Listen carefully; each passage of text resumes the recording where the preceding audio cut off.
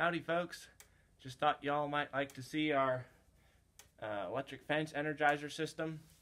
It's not super fancy and we messed up on a couple things, but just for those of you that are getting started, kind of see how it all works. And so we have a Speedrite 12,000. I would highly recommend getting either a Stay Fix or a Speedrite. They're pretty much exactly the same, just different colors, and they're known for being some of the best Energizers. You get what you pay for with Energizers. Anyway, we were gonna use this on 120 volt power, but then we found out we didn't have access to 120 here, and this one can run on 12 volt too. So I bought a couple deep cycle batteries. You don't want to use just normal car batteries. You want to use like trolling motor batteries. They're marine deep cycle, and because if you drain a battery down too low, you can damage it. But these deep cycle ones are made to drain and recharge, and so they work a lot better, and you don't burn out your batteries near as fast. That being said, these ones don't put out the same cranking amp, so you're not going to be able to jump start your car with one of these. It's a completely different kind of battery.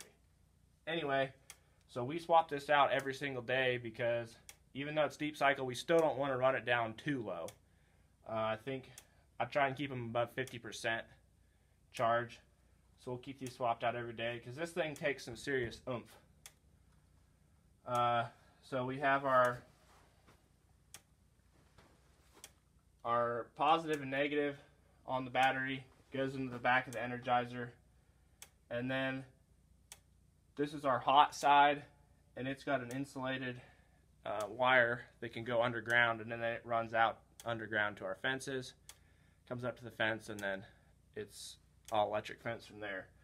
Then we have our ground side, and it goes to ground rods just outside that we'll look at in a minute.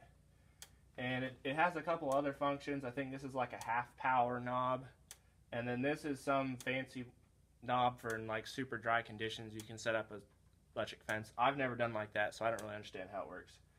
And then we have a lightning protector. Now, this isn't really the way you're supposed to hook it up, I don't think, but I think you're supposed to have this side going to a whole different set of ground rods. We're talking like 6 or 7 or 8 6-foot ground rods pounded into the ground just for the lightning diverter, I think. And I think maybe this is supposed to be, I don't know, I have it hooked right up here. There's a thunderstorm coming and I just hooked it up in a hurry and haven't done a ton of research to see how I could do it better. But I think we might need supposed to have a switch after this too. But what happens is, if lightning strikes our fence out there somewhere, that huge surge will come down here and it'll blow out like a fuse or something inside of here, which will allow the power to go to the ground side and not burn our Energizer out. So right now, even though it's hooked up, it's not shorting us out. Anyway, let's go look at the ground rods.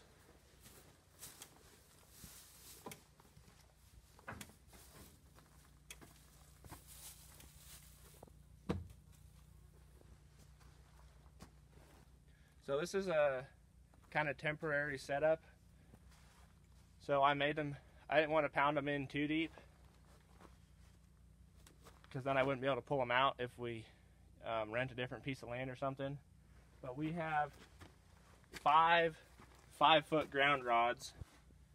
So there's like 3.5 feet down in the ground, and I welded random objects on top of here so that I could get a chain around it and pull it out.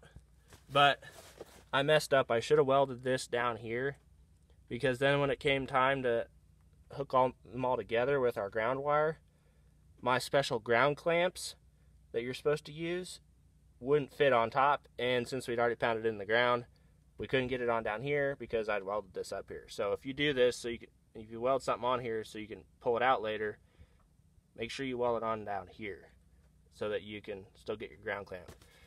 So I ended up wrapping the wire and using pipe clamps. Definitely not the ideal way to do it, but it's been working for now. And we put Ideally, you want to put your ground rods in on the north side of a building so it gets the least amount of sunlight. The north side of a building with no gutter. That way all the water dumps off on top, because a good ground is super, super important. I think you're supposed to have like 3 feet of ground rod for every joule your Energizer has, and ours is a 12, so we should have a lot. So we're a little undergrounded, but this whole barn sheds water off on this side, and we have a tree to give us some shade, so I'm hoping that we can keep a good ground all summer. Anyway, that's our electric fence system.